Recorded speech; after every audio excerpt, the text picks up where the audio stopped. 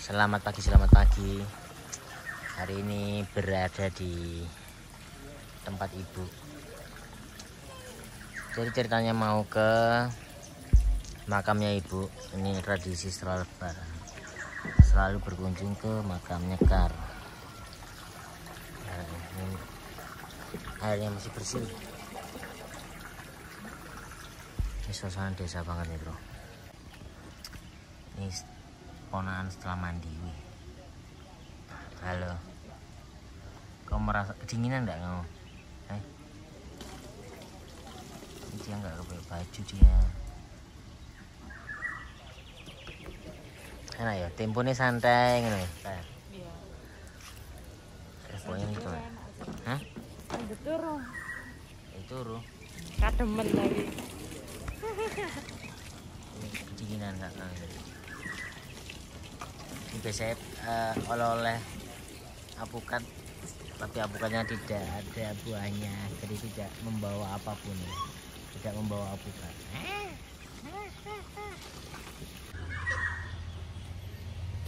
Entah kenapa tiap kesini tuh temponya terasa lambat. Ini baru bangun, tapi cepat gitu. Tempo kayak kehidupannya lambat, cepat, tapi tiba-tiba siang sore gitu. Dan menu spesial di sini adalah cakalang bayam yang metik di sawah-sawah, terus sambal. Itu wah terbaik. Terus makan bareng, itu adalah menu terbaik yang dimakan di sini, spesial. Tidak ada ada bebek biasa, bebek kurus kecil tapi enak, entah kenapa, yang selalu dirindukan di desa ini. Dan ibu kalau kesini selalu ibu, karena tempat beristirahatnya ibu di sini, jadi entah kenapa nyaman. Ini kondisinya jam 6 pagi baru bangun, terus menikmati dinginnya dan sejuknya.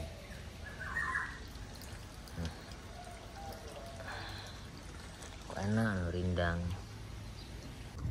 Mau kemana kita hari ini? Kuburannya Uti. Oh iya?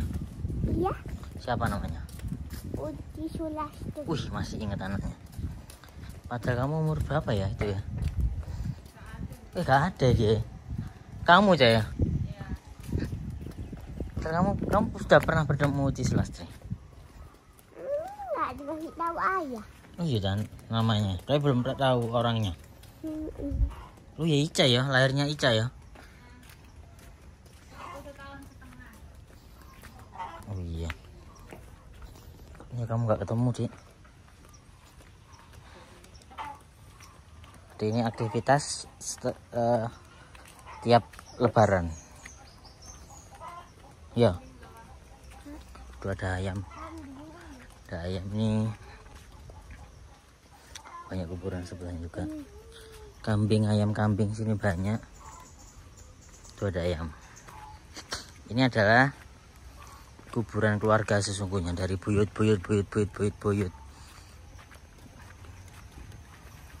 Ini bersama Allah. Iya, kok tahu ya kamu namanya? Kalau Kong kamu ketemu Kong ya?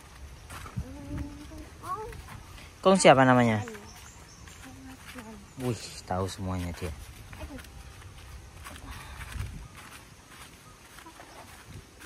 Enaknya adalah rindang. Kuburan yang kau ngatain sama Uti. Hah? Kuburan yang kau ngatain sama Uti itu nggak dekat. Iya, jauh ya. Ini adalah ibuku. Spiderman. Kemarin melihat Mak Tina, ingat Ada Spiderman. ibu. Hah, mana itu?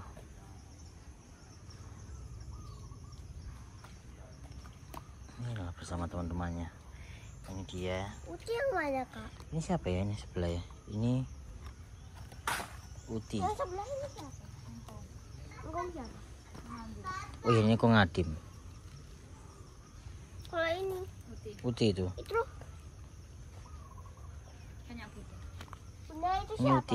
Uti utiku. Sama pokoknya. Neneknya bunda. Dan inilah ibuku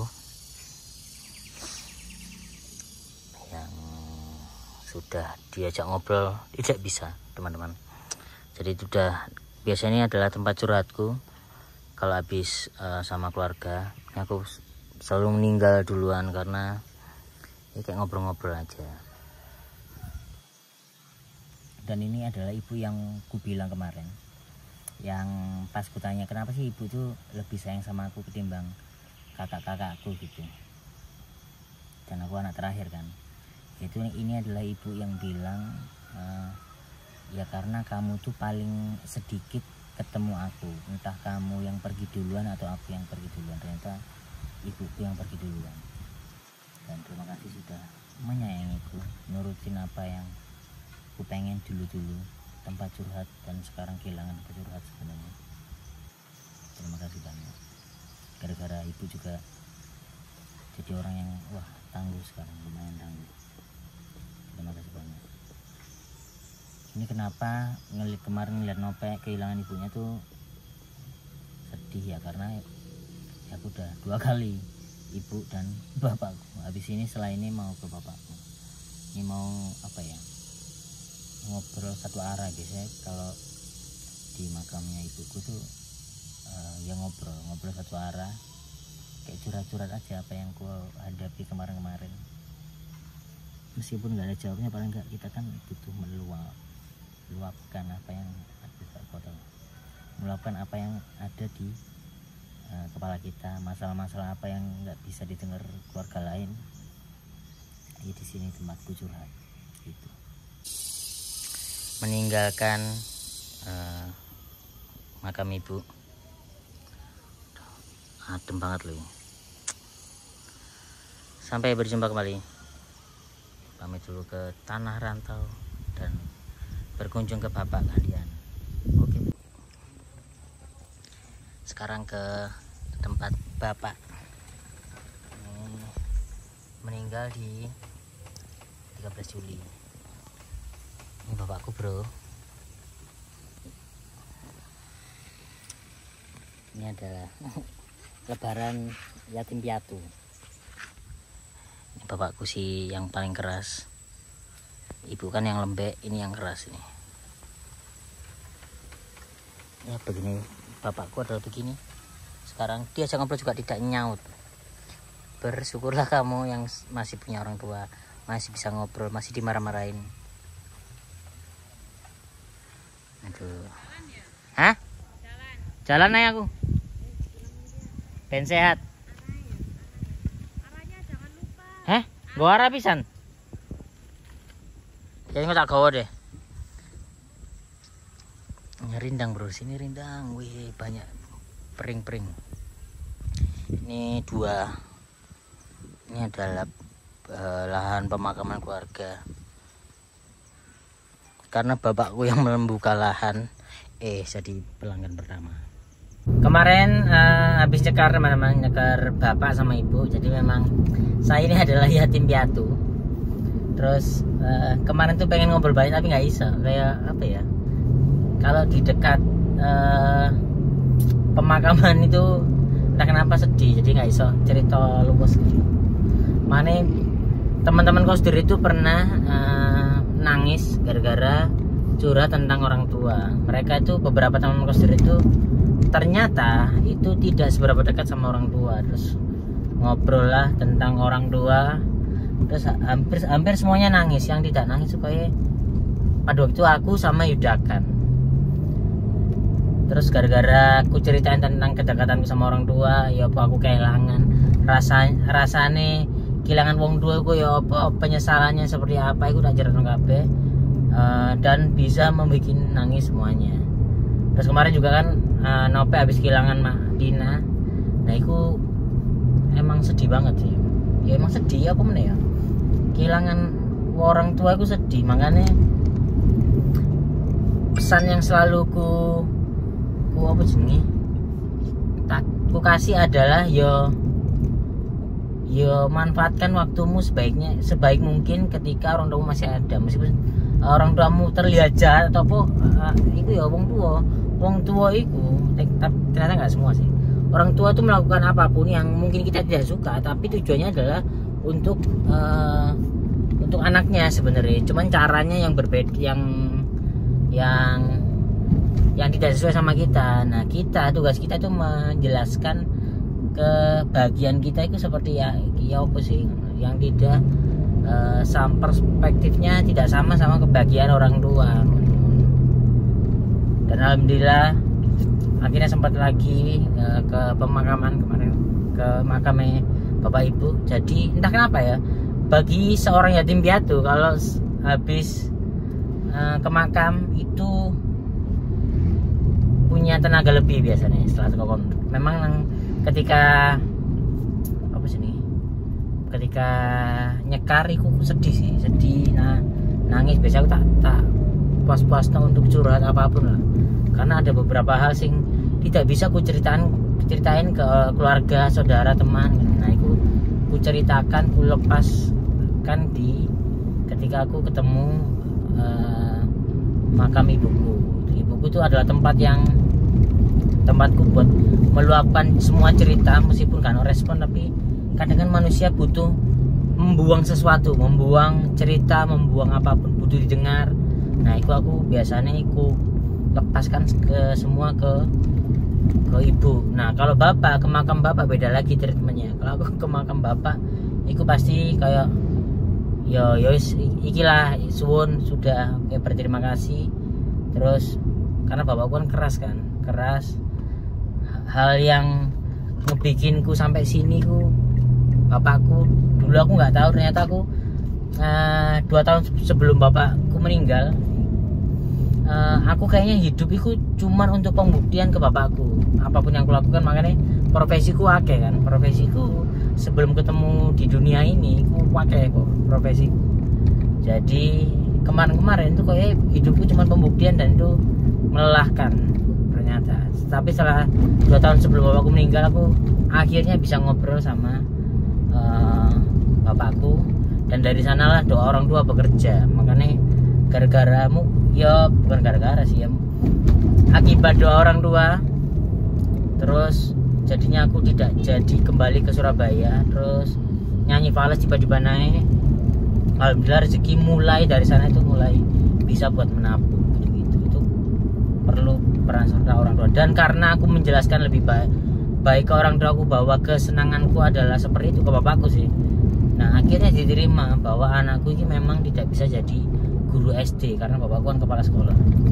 Gitu. Pengen anaknya adalah jadi guru. Tidak ada pekerjaan yang lebih baik dari guru, mindset bapakku ngono. Di luar itu kayak nanti kamu akan susah gitu. Akhirnya aku jelaskan bahwa apapun yang diomongin bapakku, kayak kamu tuh nggak nurut sama orang tua. Ngomong aku tak iya kan ketika ngobrol. Dan selama ini selama berseteru sama bapakku itu, aku selalu nadanya naik kan. Kamu tuh Jakarta ngapain? Nah, aku naik. Nah, ternyata caranya adalah ketika orang tamu naik, ya kamu turun terus jelaskan bahwa ini adalah hal yang aku suka. Setelah itu baru aku bisa membagi kebahagiaan apa yang kusuka ke bapakku setelah beberapa tahun. Dan itu bisa terjadi 2 tahun sebelum bapakku meninggal. Dan itu kayaknya memang ya happy ending lah, perseteruan aku dan bapakku. Jadi itu selama 2 tahun tuh aku akhirnya bisa teleponan, kayak gimana kabar, itu aku akhirnya bisa makan apa, itu akhirnya bisa. Sebelumnya cuma telepon, kapan pulang, terus ngapain di Jakarta, ayo pulang, biasanya ngono.